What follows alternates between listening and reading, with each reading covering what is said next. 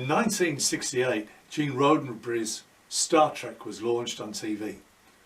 We were presented with several main characters, Captain Kirk, Scotty, Sulu, Uhura, and Bones. And their characters would be a continual presence in every episode. Another of those characters we were introduced to was Science Officer Spock. Amongst the many quotable lines that Spock gave was the one, "Live long and prosper." And as he said this, he gave the Vulcan salute. In a TV interview, the actor Leonard Nimoy, who played Spock, was asked about the origin of the Vulcan salute.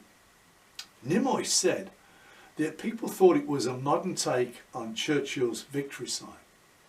But he then went on and explained that he drew upon his early Jewish roots in making this sign. There was a sect of Jewish priests who raised their arms at 45-degree angles to signal the bestowing of God's shalom, his perfect and complete peace, upon those to whom they were ministering to.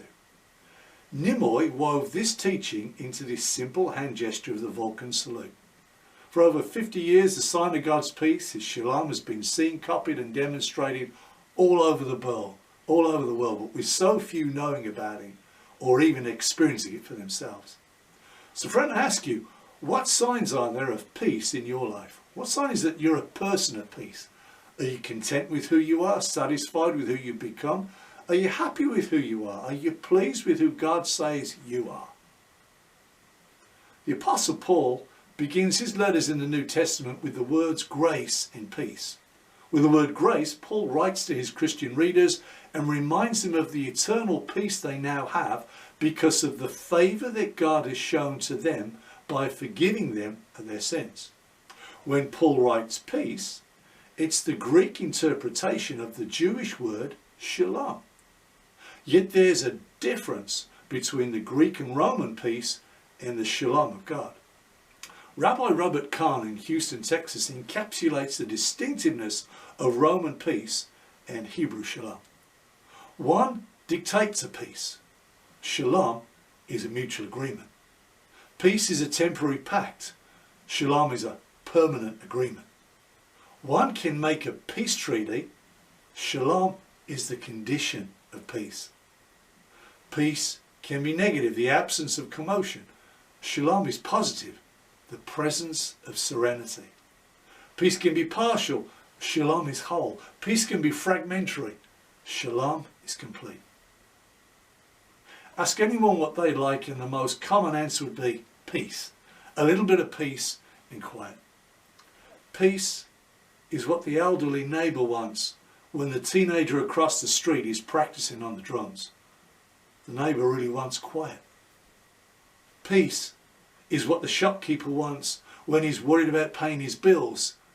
He really means that he'd like his store to be busy and bustling with customers. Peace to him means prosperity.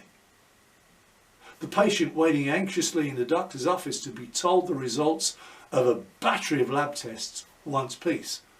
What they really mean is they want good health. In essence, what we need is God's shalom, meaning a wholeness, a completeness, a soundness of health, safety, and prosperity, which carry with it the implication of permanence. Shalom, true peace, must begin with the assumption that God has established a standard for us, and this standard is revealed to us through the Bible as an incredible peace that so many of us have lost or simply never known. Our peace was lost way back in the Garden of Eden. Adam and Eve were at peace with God and all he created. Their needs were met. They didn't suffer hunger, didn't know disease or pain of any kind. Beauty surrounded them so that they could experience and enjoy. They weren't lonely, they had each other, and more importantly, they had an intimate relationship with their Creator.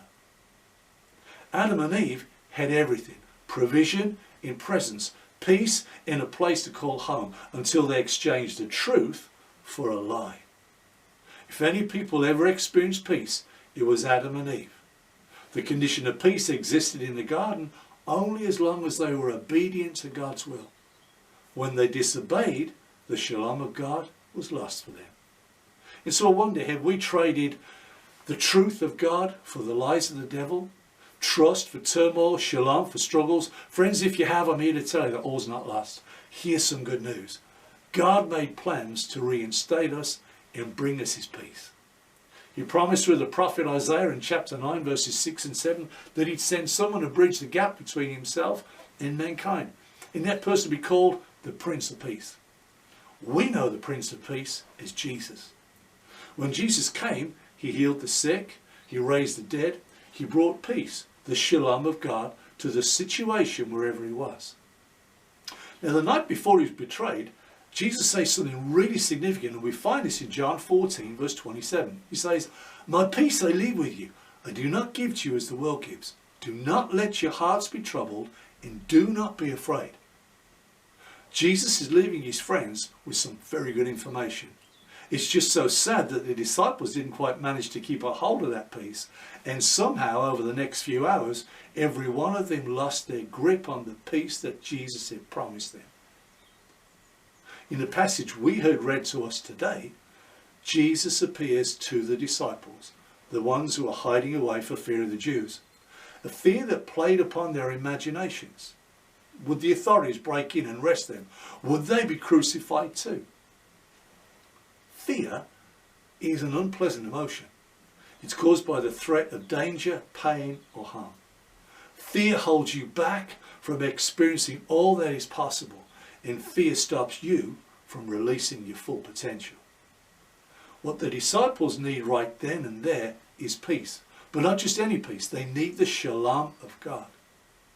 Jesus speaks directly to them in Luke chapter 24 verse 36. He says, "Peace be with you." But when we look at the translated Greek wording here, we find something really unusual. Jesus' words are recorded as logos autos eri. He spoke to them, that's plural. But the peace was in the tense that's both singular and continual. In other words, Jesus was speaking peace over and to each one of them individually, and to the degree that they needed it at that moment. Jesus spoke God's shalom as a greeting, conveying permanence of presence and peace that is both whole and complete, with nothing missing and nothing broken. Soon their fear would begin to disappear, and from that very moment, soon their faith would begin to return. Fear would leave a gap that only peace could replace, the peace that God always had in mind for his creation to know and enjoy. But first, the disciples had to trust what their eyes were revealing in what their ears were hearing. As Jesus' words began to penetrate the shell of fear, they needed a nugget of truth. Jesus slowly revealed to them the wounds in his hands and feet, and gradually the disciples began to trust what they could see and believe what they were hearing. And as their trust grew, so did their faith. And as their faith grew, so their fears diminished. As their fears subsided, they began to trust God more and more. And as they trusted more, their faith grew even more, and they experienced the shalom of God begin to permeate every area of their heart, mind, body, soul and spirit, which, by the way, completely revolutionized all their lives. This happened before in history. Abraham trusted God and left the comfortable and familiar to journey into the unknown. Over time he experienced God's presence and his shalom for the moment and for the future. Joseph had to trust God in his present surroundings, and as he did, he experienced the shalom of God right there in the darkest of places. The Hebrews had learned to trust God in the wilderness and saw the promise of his provision time after time. Isaiah trusted what he heard God say to him and had the peace to prophesy about a wonderful counselor who would be called the Prince of Peace. Mary trusted the angel of God and birthed Jesus, the Prince of Peace, into this world. Now all of these people still had crises and they still had struggles. But in in through them all, they knew his peace. They knew his shalom, his promise of permanent provision, more than enough to meet every challenge and difficulty head on and to come through. Friend, have you learned to trust God? Have you learned to take him at his word, to step out and experience what God is asking you to do? Do you know his perfect peace? God took all these people from a place where they could have been fearful and enabled them to become peaceful. When we trust God to come through, when we believe Jesus' words still have a personal and permanent place in our lives too, then we're reminded that the condition of peace, the absence of complete turmoil, is taken away from us too. And we too can move from being peaceable to becoming peaceful. The Apostle Paul, writing in his letter to the Philippian church in chapter 4, verse 6, writes, "Do not be anxious about anything," in verse 7. "The peace of God which transcends all understanding will guard your heart and mind." In other words, it shall be yours. But look at his words for a moment. Surpasses all understanding. That's the tranquil state of a soul assured of its salvation through Christ, and so fears nothing from God, and is content with its earthly lot, whatever sort that is. That's peace.